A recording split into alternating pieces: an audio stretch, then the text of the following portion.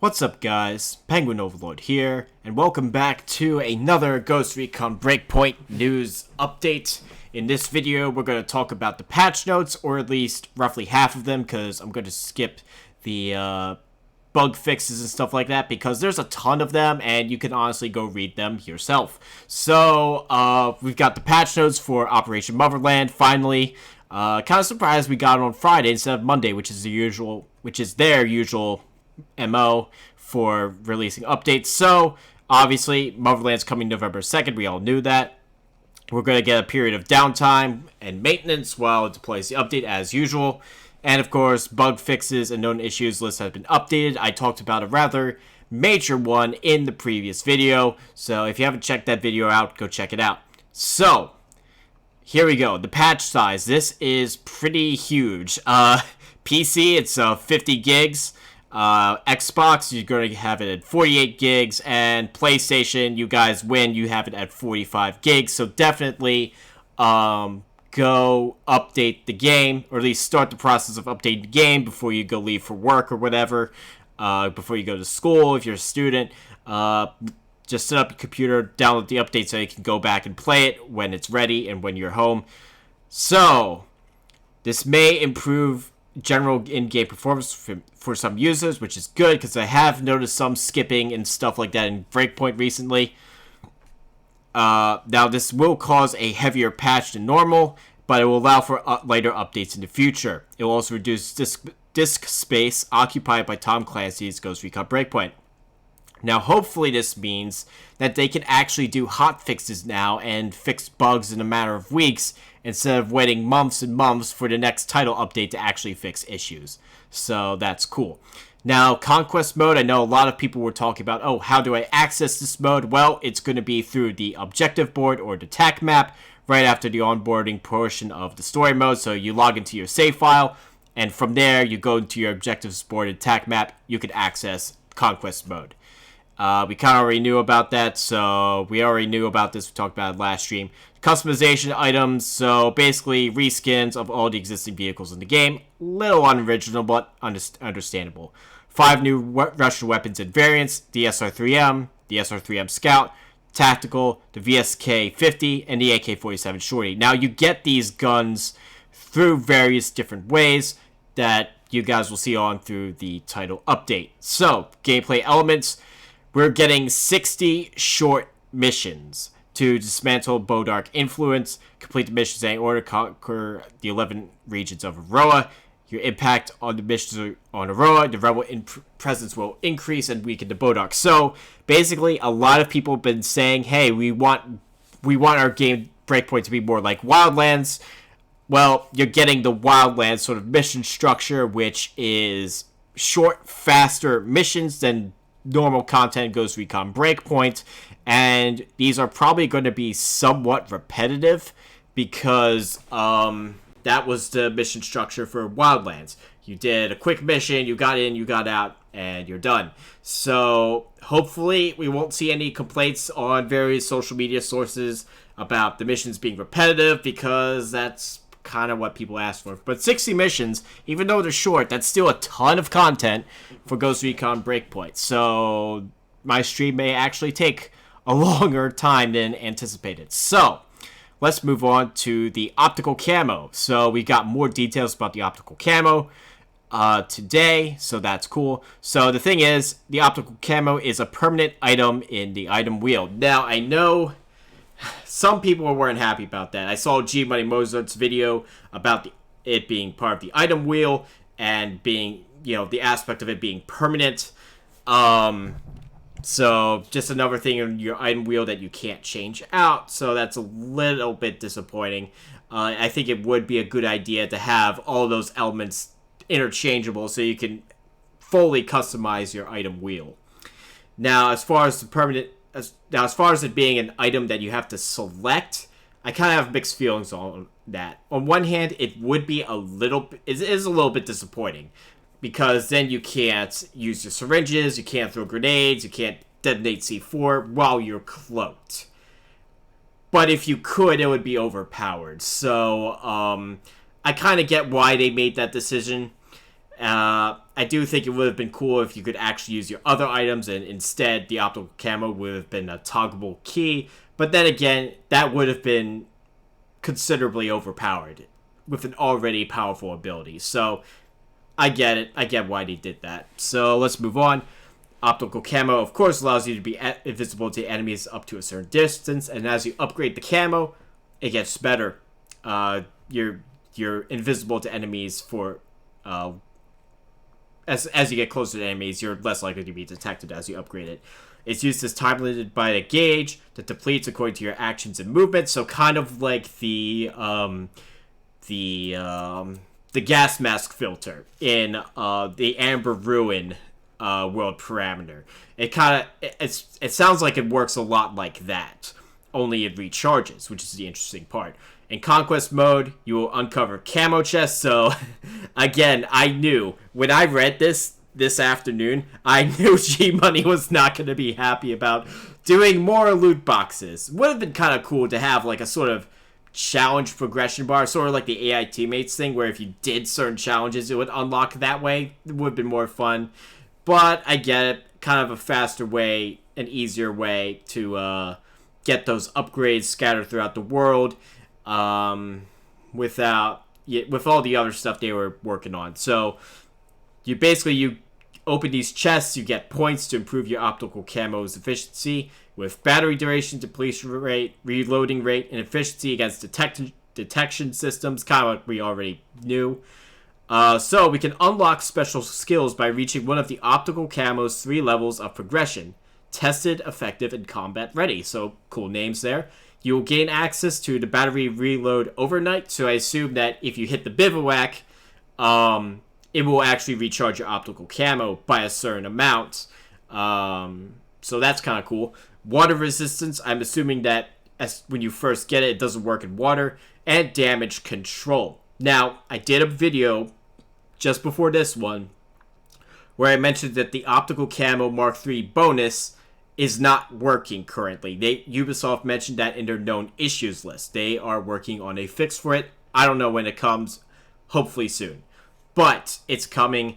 But what I'm assuming that these are one of the bonuses. That these 3 are the bonuses between tested, effective, and combat ready. I assume that one of these won't be working, and I'm assuming it's damage control. So I'm assuming damage control is basically if you get shot at, does it break the camo? I don't know. We will find out when the title update drops. Now, the interesting part here is that the optical camo can also be used without its upgrades in the regular story mode of Tom Clancy's Ghost Recon Breakpoint. A lot of people asking questions about it. My way of thinking is that if you go into the regular story mode, it reverts back to its base Mark I function without any of the upgrades that you have gathered in Conquest mode. Now, how many people are going to be playing the regular story mode, I don't know after this update drops. But I do think this is a little bit disappointing, and if you upgrade it fully, it should count in the story mode. But again, maybe that could be too OP. I don't know. But I really do think that this should have... that if you upgraded it fully, it should have worked in story mode as well. Progression system, we already knew about this. Weather and ambience enhancements. I don't think I talked about this, actually. Because I know there was a post the other day, which I shared on Twitter from Ubisoft, about quality of life improvements. The weather is one of them, so it's going to help make the regions more individualized, more like they're their own section instead of being all part of the same map. Now, I kind of don't really get, we want multiple biomes on Aroa, because it's an island in the Pacific. How would you have deserts and stuff like that? I never really got that argument, but that's the thing that's coming. Now, the Conquest mode is a multiplayer experience. The interesting thing here is it works differently from story mode. The co-op model is now host-centric, meaning the available activities will depend on the host's progress, but all players will benefit from the progress made together. So basically what I'm assuming is that the host will have a set amount, whatever missions that the host has available, only they can play it. So does this mean we can't replay Conquest mode? Because that would be a little bit disappointing. So basically the available activities are only going to be limited to well, how many you can play are limited to the host. So if the host did a bunch, you've got a smaller selection for everyone to play. However, you'll all get the progress if you play it. So that's kind of weird. We'll have to wait and see how that works. Quality of life improvements. Base damage, fall damage now applies normally if you jump and touch the ground without deploying the parachute instead of instantly killing the main character. Now, I'm assuming that these are like kind of those weird smaller jumps, like if you're trying to climb over a fence and somehow it does a base jump and auto kills you. It doesn't do that anymore, it sounds like. It would be strange, though, if you, like, did a base jump from a high area, fell down, and it didn't kill you. So, again, we'll have to see how this works. But, at the very least, the annoying part of doing a short base jump shouldn't automatically kill you. So, that's good. There's more base jump opportunities now. Jumping is now triggered by holding A or X when headed to a cliff instead of pressing A at the right time. I've always used the space bar for base jumping, so I think this is specific to console. So, I've always held down the space bar to trigger it, so I don't know.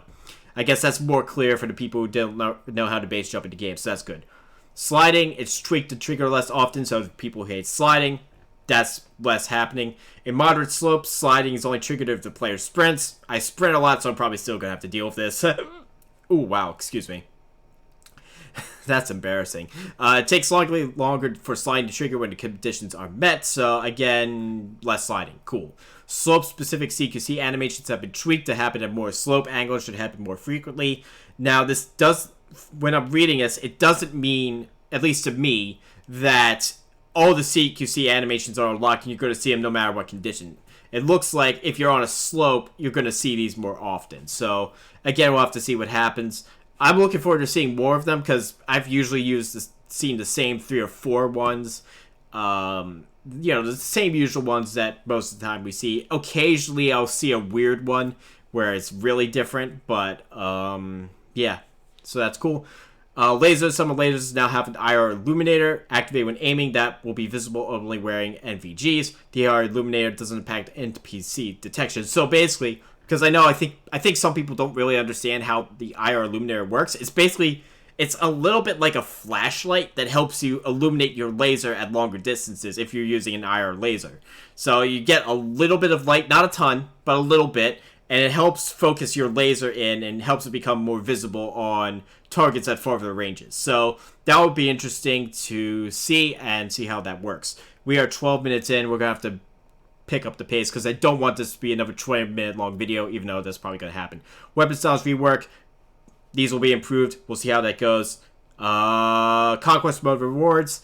You can read all of these. But of note, it looks like you're getting like the individual gear items of the Bodarks and also individual pieces of the future soldier uniform. So you've got the vest, you've got the helmet, you've got the glasses, the cross-comm glasses, and then you've got the other the top, and then you've got like the Bodark uniforms. Now you've got 4 figures as well. I'm assuming these guys, I'm not even going to try to pronounce the names, but these guys look like to be the bosses of Conquest mode, the Bodark leaders.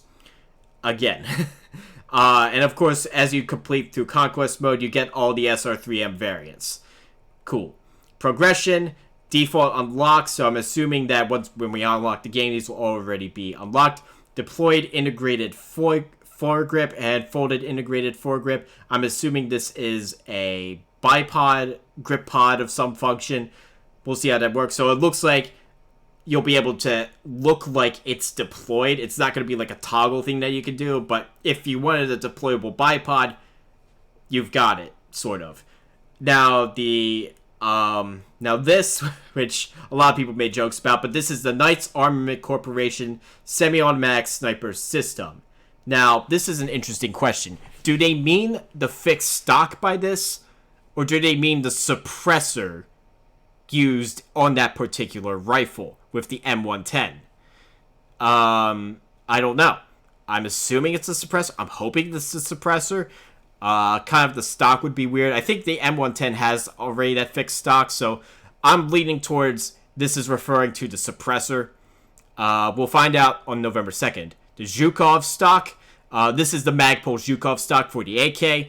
Pretty cool that they've added it in the game. And another United States flag 3 gear patch.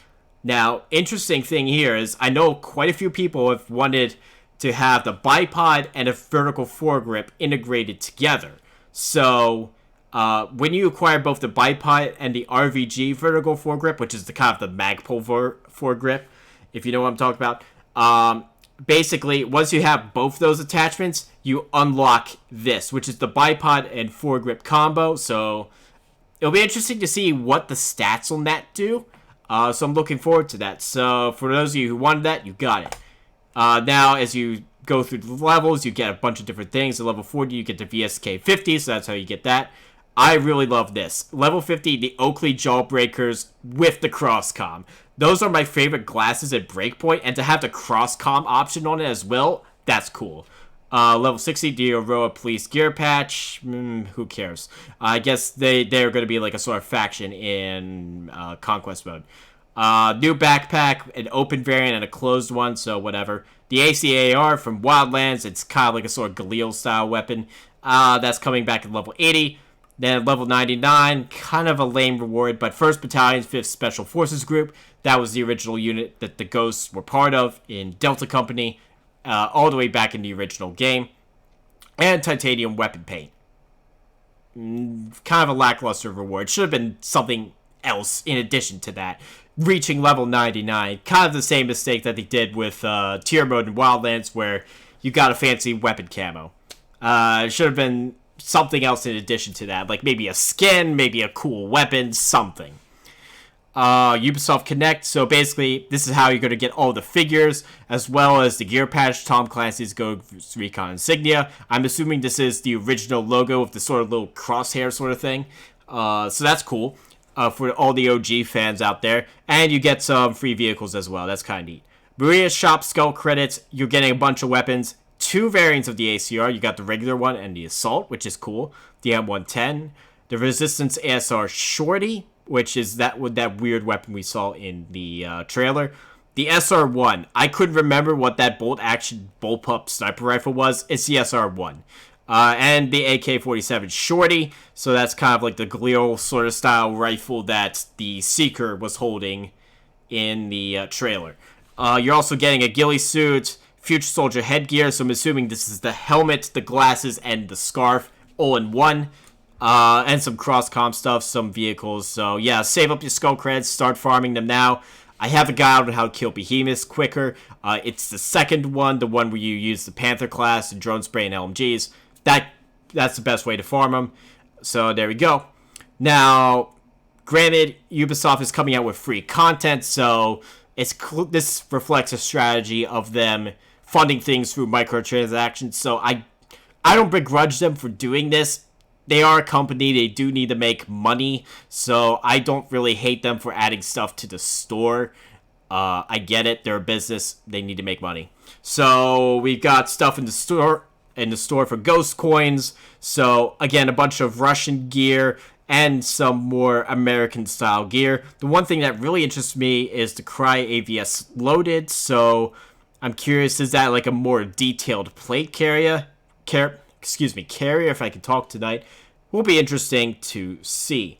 I'm assuming that these are going to be like there's going to be basically 2 sort of packs in the store, and then of course you could buy each individual item, as well as reskins if you care about that. I generally don't, unless it's something unique like the Desert Eagle Survival. Bug fixes, there are a ton of them. You can go read them. Seriously, it's holy crap, they fixed a lot of stuff. I'm not even going to read them because this video is way too long. Broaching on 20 minutes. I'm sorry. I tried to get through this so fast. But, yeah, let me know what you guys think about all of this. Definitely a lot to go through between all the cosmetics, all the stuff that's going on in the game, optical camo. Hopefully they fix that one issue that I talked about in the previous video soon. Because that is just not cool. But yeah, I'm looking forward to playing this. I will be streaming this November 2nd, 9 a.m. Eastern Standard Time, as long as, of course, the servers are up by then. We'll have to wait and see. But, yeah, I think that covers it for now. So, let me know what you think down in the comments below. Thank you all for watching. I'm Penguin Overlord, and I'll catch y'all next time. Take care, guys. F9.